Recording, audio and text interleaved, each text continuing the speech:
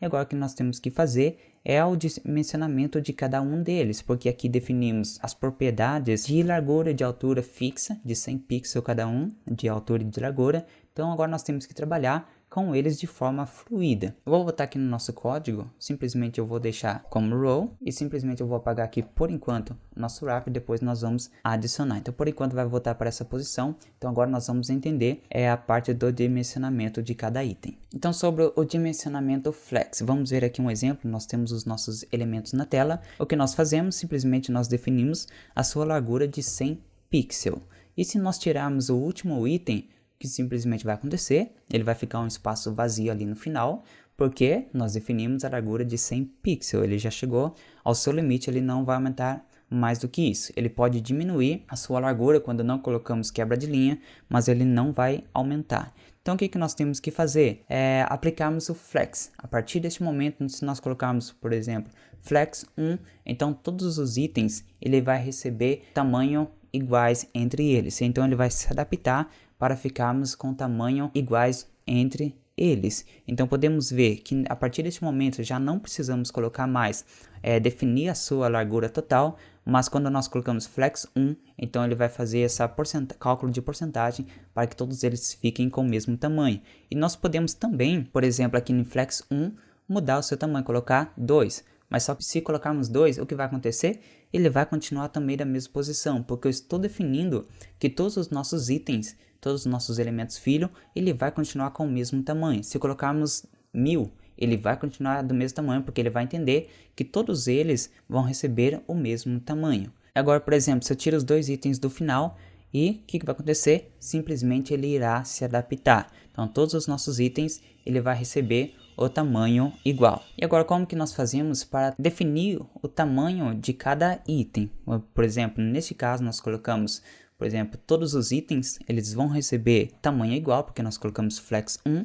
E o que nós podemos fazer? Por exemplo, colocar o item 1 como flex 2 e o item 2 e o item 3 colocar como flex 1. Então o que vai acontecer neste momento? Como o nosso item 1 ele recebeu flex 2, então ele será o dobro do tamanho do item 2 e também será o dobro do item 3, porque o item 2 e o item 3 têm o mesmo tamanho. Então o item 1 será o dobro do tamanho do item 2.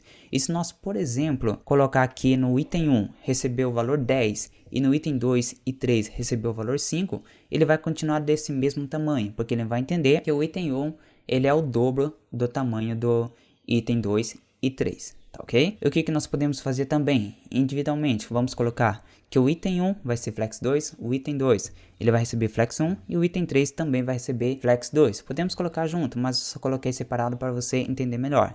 Então a partir deste momento, o item 1 ele vai ser o dobro do item 2 e o item 2 ele vai ser a metade do item 1 e a metade do item 2. Então podemos ver como ficou fluido o nosso layout. Então ele vai se adaptar, ele vai fazer os seus cálculos matemáticos para que venha se adaptar. Então o item 1 ele vai ser o dobro do item 2. Então agora vamos na prática para nós entendermos melhor. Eu vou dividir aqui a nossa tela para ficar melhor, para nós visualizarmos. E aqui nos itens, simplesmente eu vou apagar aqui para nós entendermos melhor, para ficarmos mais fácil para nós trabalharmos entre eles. Então o que eu vou fazer aqui? Então vamos aqui nessa parte do código. Agora eu vou deixar aqui por enquanto a largura de 100 pixels. E o que eu vou fazer neste momento? Eu vou colocar flex, eu vou colocar igual a 1. Então podemos ver que a partir deste momento ele ignorou a largura fixa e simplesmente agora aplicou em todos eles a mesma largura. Então podemos ver que o nosso layout ficou totalmente fluido. Vamos inspecionar aqui o nosso código. O que eu vou fazer aqui? Eu vou organizar melhor aqui. Assim vai ficar melhor para você visualizar. Então podemos ver que nesse momento, quando nós aumentamos e diminuímos a nossa tela, ele vai continuar aí se adaptando, porque eu defini que cada um desses itens ele vai receber tamanhos iguais. Então eu vou tirar essa responsividade aqui que não está muito bom. E agora eu vou definir valores diferentes para cada um deles. Então vamos voltar aqui no nosso código. Então eu vou adicionar aqui mais uma class no item 1. Então cada um já tem uma class diferente.